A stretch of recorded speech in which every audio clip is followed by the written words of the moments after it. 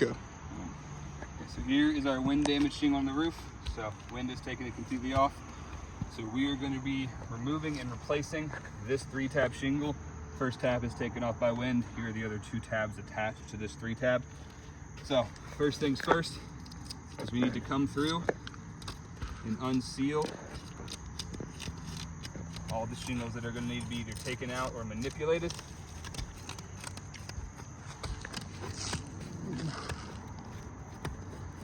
Okay, so we are going to need to unseal obviously the 3-tab that is damaged, as well as the 4 above it, and then the 3 above that.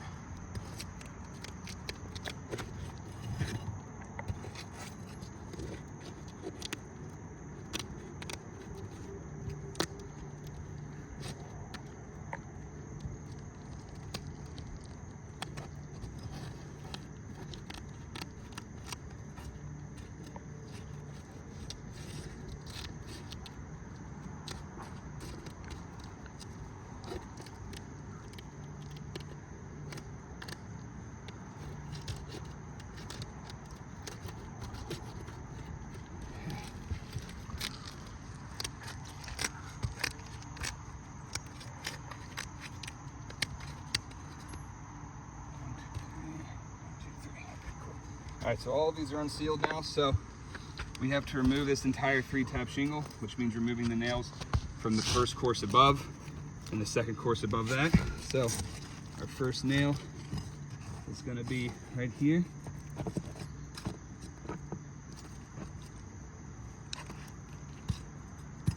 Our second nail is going to be right here.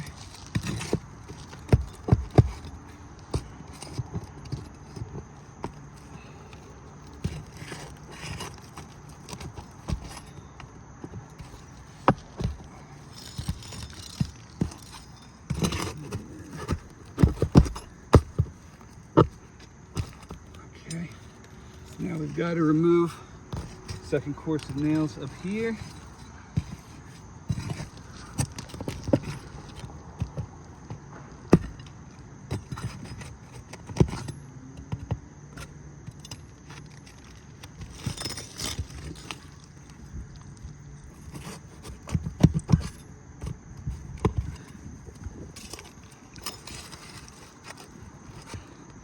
You can see one thing that we're already starting to see is just by removing these nails,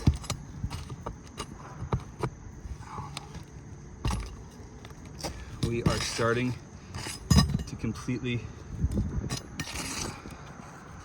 can see, we are starting to grip underneath where the nail head was, just because they are becoming not pliable at all.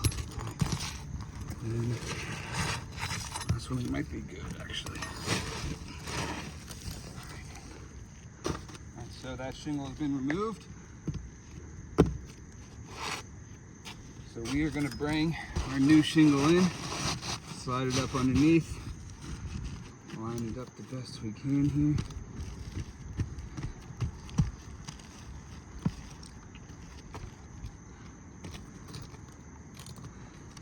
There.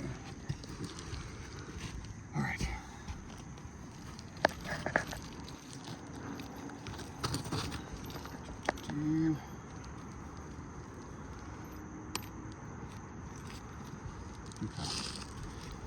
In order to drive these nails in here, we need to lift this shingle up enough to not only get the nail underneath, but drive it perpendicular. So, what degree are we at apparently? I see. So, here's 45 degrees. Now there is no possible way that I can get a nail underneath this shingle and hammer it in perpendicular by lifting this shingle up to only 45 degrees. Now, so we're at 45 degrees right now.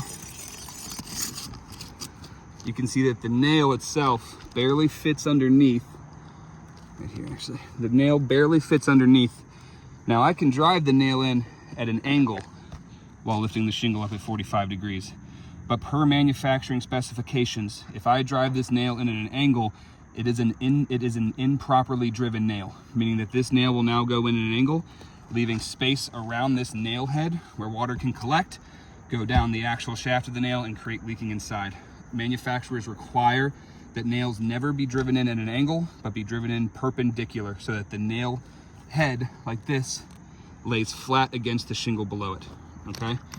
If you drive it in at an angle, you are creating an opening in which water can pool and go into the home. So we are gonna try our best to nail this shingle in while lifting the shingle as little as possible without taking the hammer and actually,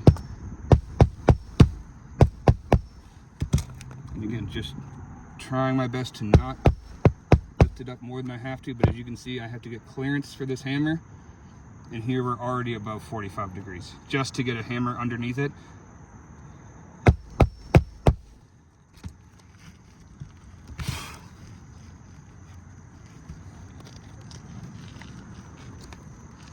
Again, we're gonna come here. We are trying to lift them up as little as possible. We're already starting to see some ripping at the top here.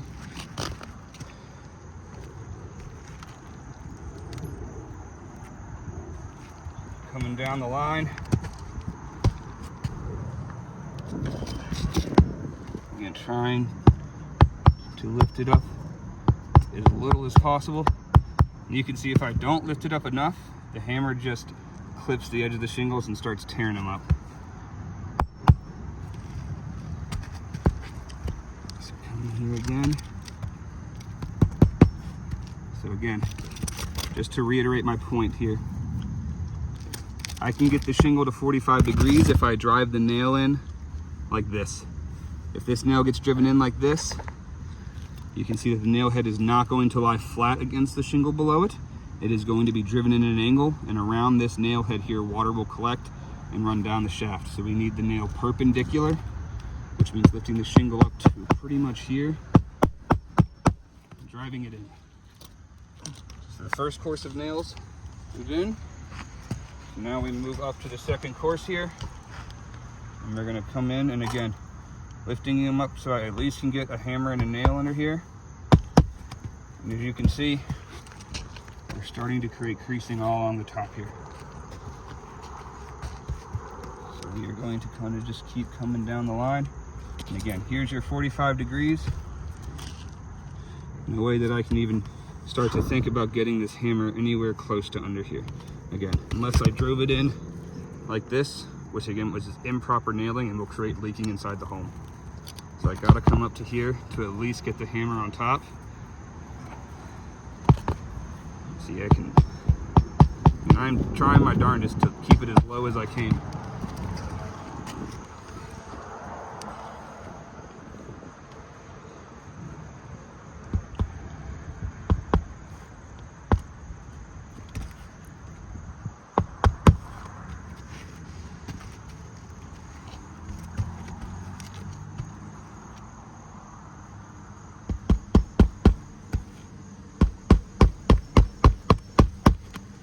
So you can see more linear creasing here, linear creasing across the top of this, linear creasing coming here.